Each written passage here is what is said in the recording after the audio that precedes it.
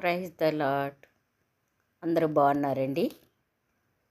ఈ దినపు వాగ్దానము రోమీలకు రాసిన పత్రిక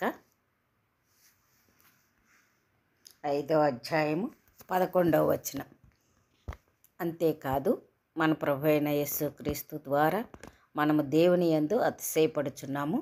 ఆయన ద్వారానే మనము ఇప్పుడు సమాధాన స్థితి పొంది ఉన్నాము. ఈ వాగ్దానం ద్వారా దేవుడు మనతో మాట్లాడుతున్నందుకు దేవునికి వందనాలు చెల్లిస్తూ ఉన్నానండి.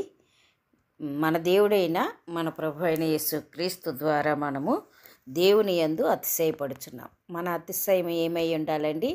ప్రభు అయిన యేసుక్రీస్తునందే మన అతిశయం ఉండాలని దేవుని వాక్యం సెలవిస్తుంది. అతిశయము అనే మాట చాలా నేటి దినాల్లో చాలా ఎక్కువగా మనకి కనబడుతుంది. ప్రతి విషయంలో కూడా ప్రతి ఒక్కరూ కూడా అతిశయం పొందటం అనేది జరుగుతుంది. అతిశయము వలన గర్వము రావటం అనేది మనం చూస్తూ ఉన్నాం. ఆ గర్వం ద్వారా మనము సమాధాన స్థితిని పొందలేకపోతున్నాం. ప్రభు అయిన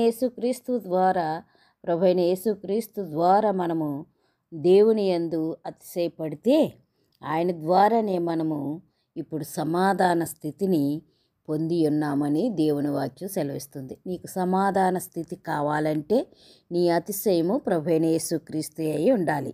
అంతేగాని నీ సొంత అతిశయము, నీ యొక్క క్రియల ద్వారా జరిగే అతిశయము మనకి ఈటి దినాల్లో ఉండకూడదని దేవుని వాక్యం మనకి సెలవిస్తుంది. అట్టి రీతిగా మనము జీవించాలని దేవుడు ఆశపడుతూ ఉన్నాడు. అటువంటి కృప దేవుడు మనకి అనుగ్రహించునుగాక. ఆమేన్.